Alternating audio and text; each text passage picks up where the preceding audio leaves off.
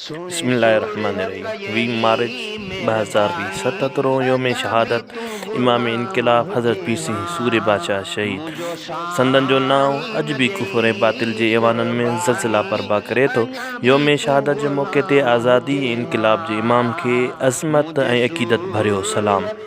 Video के पूरो ॾिसण खां पहिरियां मुंहिंजो यूट्यूब चैनल सब्सक्राइब कंदा ऐं घंटी वारे बटन ते क्लिक कंदा जीअं असांजी हर वीडियो अव्हां ताईं पहुचंदी रहे। संदन जो नालो मुबारक हज़रत सैयद मोहम्मद सिबगतुल्लाह शाह सानी क़ुद्दिस सिरहुल अज़ीज़ पाण पीर साईं शाह मर्दान शाह अवलकोट धणी जा फर्ज़ंद पाण हसनी हुसैनी सैयद आहिनि। पगधणी सूर्य बादशाह इमाम इनकलाब जे लक़ब सां मशहूर आहिनि। संदन जी विलादत बासादत 13 सफ़र 1327 हिजरी में थी। जॾहिं संदन जी विलादत मुबारक जी ख़बर ऐं मुबारक संदन जे वालिद पीर साईं शाह मर्दान शाह अवलकोट धणी बादशाह जन खे मिली त पाण फरमायूं अल्लाह जो शुक्र जो अॼु पीर साईं रोज़े धणी जो वारिस अची वियो। यादि रहे त उन वक़्तु संदन जो वॾो साहिबज़ादो मियाँ हुसैन अली शाह हाल हयात हुयो। हज़रत पीर साईं कोट धणी जे विसाल खां बाद में 7 रबीउल अव्वल 1339 हिजरी में 12 सालनि जी उमिरि मुबारक में 6 पीर पागारे जी हैसियत सां हज़रत रोज़े धणी क़ुद्दिस सिरहुल अज़ीज़ जी मसनद जा सजादा नशीन बणिया।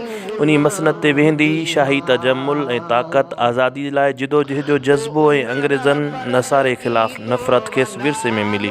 पाण अमुन जी फ़िज़ा खे क़ाइमु करण में हमेशह किरदारु अदा कयूं पर ग़ैरनि जी ग़ुलामी खां खे नफ़रत हुई। अंग्रेज़नि हिंदू मुस्लिम फ़साद कराइण जी हथरादू कोशिशि कई जंहिंमें पाण गाज़ियुनि खे ॻोठनि ऐं शहरनि में अमुन अमान क़ाइमु करण लाइ हुकुम ॾिनऊं ऐं गाज़ियुनि उन मामले में बहितर नमूने किरदारु अदा कयो। ख़ासि तौर ते पीर जो ॻोठ में हिंदुनि मथां थींदड़ हमले खे गाज़ियुनि नाकाम बणायो ऐं उन हमले खां बाद में अंग्रेज़नि हिकु चाल चलंदे हिकु कलेक्टर जे तरफ़ खां पैगाम ॾियारे मोकिलियो तव्हां जेको अमुन अमान क़ाइमु करण में किरदारु अदा कयो आहे उन खां ख़ुशि थी करे सरकार संदन जे लाइ हिकु तलवार ऐं बंदूक इनाम तौर ते मुक़ररु कई आहे। संदन जे वास्ते ख़िताब जी सिफ़ारिश बि मंज़ूरु कई आहे। उमेद त पीर साहिब जन ही इनाम क़बूल कंदा।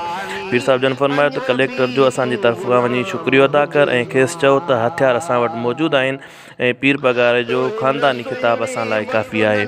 ईअं अंग्रेज़ सरकार पीर साहिब खे इनाम ऐं ख़िताब ॾेई करे पंहिंजो बणाइण में नाकाम हुई। बिला आख़िर ही शिकतान वॾी जंगी सूरत हाल जो रुख इख़्तियार करे वई ऐं पीर साहिब समूरनि तकलीफ़ुनि खे बर्दाश्त कंदे अंग्रेज़नि जे साम्हूं पंहिंजे मौक़िफ़ ते मज़बूती सां ॼमी बीठा। पाण पंहिंजे मुरीदनि समेत अंग्रेज़ नसारे जूं पाड़ू पटण लाइ कंहिं बि क़ुर्बानी ॾियण खां न कीबायो ऐं अहिड़ो त किरदारु अदा कयो जो बरे सग़ीर जी हिन धरती ते करबला जी यादि ताज़ी करे छॾी। हुर तारीख़ इस्लाम जी सरबरंदी ऐं मुस्लमाननि जी आज़ादी जो हिकु अहम बाब आहे जे ते अणधुरियो थी लिखण जी ज़रूरत आहे ऐं हुर तहरीक ते तबसरो कंदे पीर जो ॻोठ में 2019 में थींदड़ सालाना रहबर रोज़े धणी कॉन्फ्रेंस में मुफ्ती आज़म पाकिस्तान मुफ्ती मुनीबुर रहमान दामत बरकातुहुल आलिया चेयरमैन मरकज़ी रोयत हलाल कमेटी जन फरमायो त अंग्रेज़नि खे त सलाम सभिनी कयो मगर वाहिद पीर पगारो हो जंहिं उन सां मुहादो अटकायो ऐं सिंध जे सभिनी दरगाहनि जो इस्लाम लाइ कमु हिकु पासे ऐं पीर साहिब पगारे जी दरगाह जो कमु हिकु पासे आहे ऐं वधीक फरमायो त जेसीं ताईं हुर ज़िंदा आहिनि त मदरसा ज़िंदा आहिनि ऐं इस्लाम ज़िंदा आहे।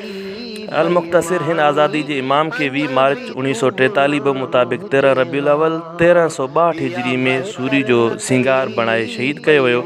हज़रत सूर्य बादशाह जी क़ुर्बानी ऐं जिदोजहद अंग्रेज़नि जे बरे सग़ीर जो छॾण जो सबबु बणी। संदन जे कयल हिकु ख़िताब जो हिसो हिन रीति आहे। हाफ़िज़ मोहम्मद यूसुफ बमरो सिकंदरी पंहिंजे ॾाॾे फ़क़ीर जलालुद्दीन वलद खिलण फ़क़ीर बमरो ॻोठ टेपरी बमरा लॻशोर उमरकोट खां बयानु करे थो त फ़क़ीर जलालुद्दीन चवे थो त हीअ ॻाल्हि मूंखे कालो के ॾींहुं वांगुरु यादि आहे त जैसलमेर जे भरिसां सोचियो तड़ में 15 शाबान जी भलारी राति में पीर साईं जन जी 5 मंज़िल हुई। उते राति जो पाण वाइज़ कयूं जन मां चंद ॻाल्हियूं मुंहिंजे दिमाग़ ते चिटियल आहिनि। अॼोकी भलारी राति में अल्लाह ताला हर क़िस्म जे ॾोहारी खे बख़्शे थो मगर शराब पीअंदड़ ना खून कंदड़ ऐं माउ पीउ जे नाफ़रमान खे नथो बख़्शे। असां हीउ सफ़र ख़ासि अंग्रेज़नि जी पाड़ पटण लाइ कयो आहे।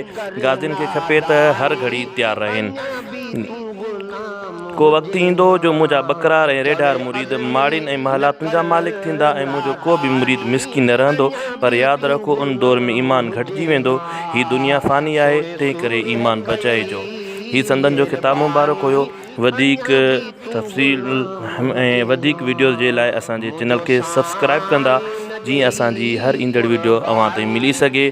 असां संदन जे हिन शहादत जे मौक़े ते हज़रत इमाम इनकलाब पीर साईं सूरी बादशाह खे अक़ीदत ऐं अज़मत भरियो सलाम पेश कयूं था ऐं दुआ आहे त अल्लाह ताला असांखे संदन जे नक्शे क़दम ते हलण जी तौफ़ीक़ अता फ़रमाए।